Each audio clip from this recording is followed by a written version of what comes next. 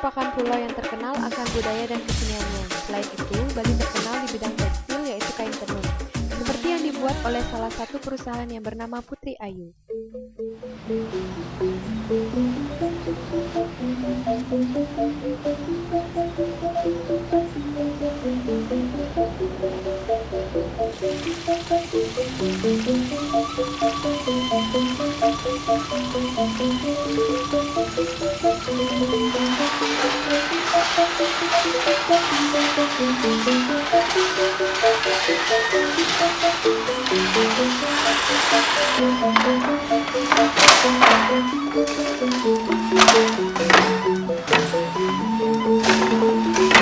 Perusahaan tenun ikat Putri Ayu ini berdiri bermula pada tahun 1991, yang mana sebelumnya saya pribadi sebagai Sabnana bergerak di bidang pengosoran beras yang namanya Mertajati. Mengapa kami beralih profesi, yang mengingat pada saat itu menjadi penyesuaian keadaan dan lingkungan menyempitnya lahan dan musim panen sering gagal, sehingga kami melihat peluang lain yang ada di daerah Gianyar ini potensi di bidang kerajinan seni, karena di Gianyar adalah kota yang banyak mempunyai nilai-nilai seni, demikian juga dengan lingkungan dan penduduknya banyak bergerak di bidang kesenian. Nah, kemudian tahun 1991 itu perusahaan tenun ikat Putri Ayu yang kami beri nama waktu itu memang menggunakan alat tenun baru 3 biji, kemudian lambat laun dengan penyempurnaan dan perkembangan lingkungan dan pasar, permintaan terutama mulai meningkat menjadi dari 3 menjadi 8, kemudian tambah sampai 15. Waktu itu pasarnya hanya lokal.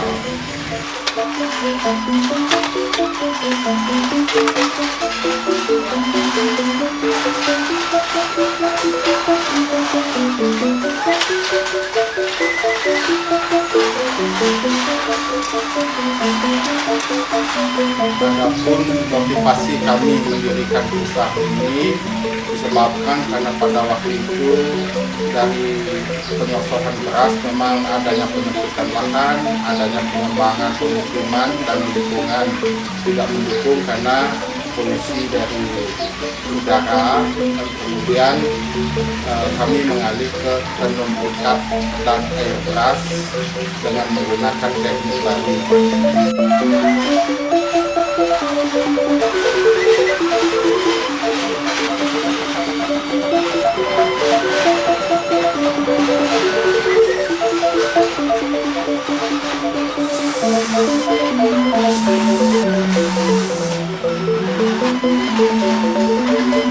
Susunan manajemen yang ada di perusahaan Putri Ayu, ya kita menggunakan sistem seperti adanya pimpinan sebagai pemilik, kemudian bagian keuangan, kemudian bagian pengadaan bahan baku, kemudian bagian pengawasan.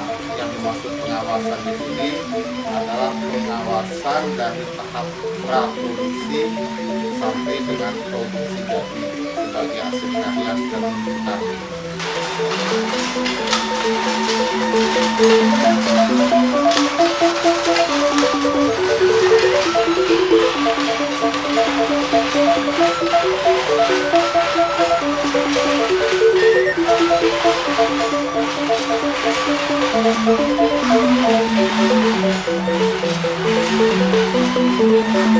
Tahap prosesan kain tenun ikat dan air beras di perusahaan Putri Ayu diawali dari praproduksi, yaitu pembuatan pakan tahap pertama, kedua pembuatan busi tahap kedua. Adapun yang kami ingin sampaikan tahapan pembuatan pakan bermula dari benang putih, kemudian benang tahap pertama dikelos. Tujuannya adalah untuk menjadikan beberapa klos untuk memudahkan tahap berikutnya, yaitu pemidangan. dalam 30 helai benang yang ada dalam kerek dibidangkan atau istilah balunya pemempenan. Adapun tujuan dari pemempenan ini adalah membuat rancangan motif tenun ikat yang kemudian diikat untuk menyesuaikan dengan bentuk gambar dan desain yang dimaksud. Dari tahap pengikatan ini kemudian dilanjutkan ke tahap berikutnya, yaitu membuka ikatan tali. Kemudian ikatan tali yang dibuka, kemudian dilanjutkan tahap penculupan pertama, yaitu penculupan dasar. Penculupan dasar ini dilanjutkan kepada penculupan berikutnya yang disebut juga penculupan buka celup. Kemudian selanjutnya diadakan pencoletan atau pencatrian. Mengapa diadakan pencoletan pencatrian? Karena masuknya pewarnaan yang kedua dan atau yang ketiga supaya berpisah warna itu dengan warna pertama yang lebih tua, kemudian muncul warna kedua yang lebih terang, dan warna ketiga warna lain untuk menentukan bentuk gambar dan warna daripada motif yang dimaksud. Selanjutnya dari tahap pewarnaan pencoletan ini dilanjutkan lagi tahap fiksasi, yaitu penguatan warna. Kemudian dari tahap fiksasi dilanjutkan ke tahap penggintiran. Kemudian tahap berikutnya adalah tahap pemaletan untuk siap dilanjutkan ke penenunan. Kemudian sebelum penenunan disiapkan tahap kedua, pembuatan dunsi. Pembuatan dunsi bermula dari benang yang sudah disusun di dalam layak kerek, diputar dengan menggunakan alat penghani atau yang disebut alat pengodoman. Dalam putaran satu pak mencapai gulungan 40 putaran yang panjang benang menjadi 80 meter besi. Kemudian dilanjutkan pencucukan pada alat tenun, dan selanjutnya dari benang yang sudah dicucuk dalam alat tenun dilanjutkan penenunan dengan menganyampakan pada besi. Maka hasil jadinya adalah tenun ikat.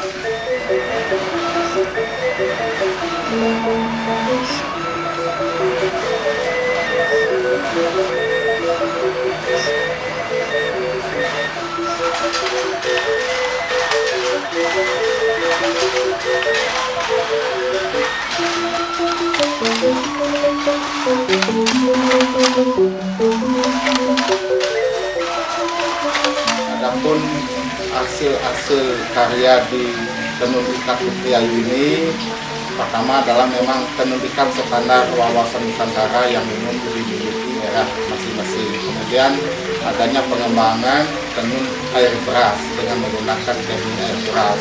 Kemudian untuk menimbulkan tekstur di dalam anyaman tenun ini ada juga tenunan dobi. Lebih lanjut daripada dobi, tingkat kesulitannya memang lebih tinggi, disebut tenun gakap, yang di Bali identik dengan tenun songket.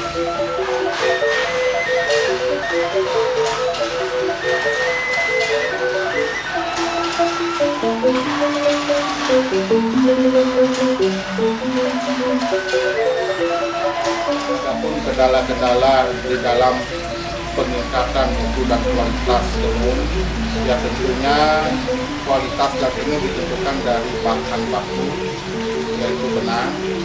Kedua, pewarnaan, yang mana dari tingkat pengembangan sampai saat ini bermula dari bidang pewarnaan, misalnya dari warna alam juga masih kita pertahankan, kemudian pengembangan menjadi warna sintetis yang ada sekarang sudah dengan teknologi dan kemajuan yang lebih sempurna.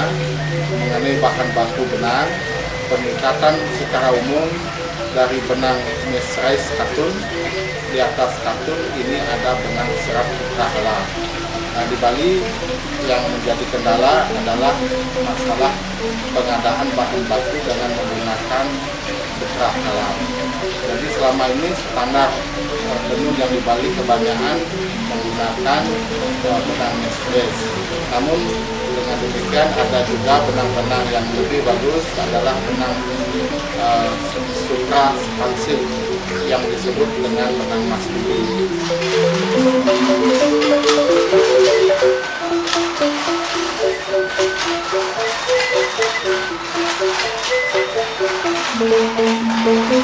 Adapun pengadaan bahan baku yang digunakan di Bali khususnya oleh perajin tenun, pertama bermula dari bahan-bahan lokal atau bahan yang memang ada di lingkungan lokal, baik di Jawa, Surabaya, kemudian bahan-bahan impor dari India dan China.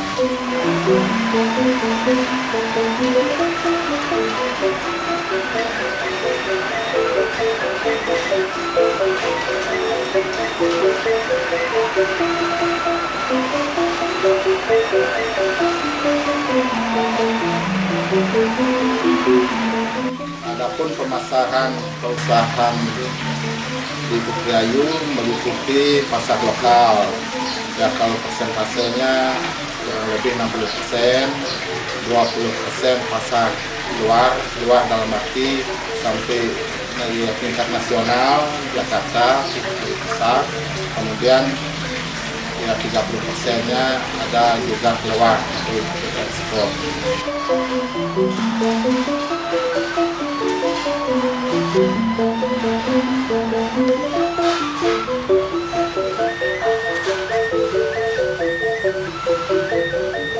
Visi dan misi dari perusahaan tenun Bukrayu mengingat ini adalah warisan budaya atau leluhur, kami berusaha untuk tetap mengenalkan dan meningkatkan kualitas dan mutu dari hasil karya kerajinan seni tenun di Bali khususnya menjadi suatu karya yang diminati dan bisa mencapai tingkat nasional dan internasional.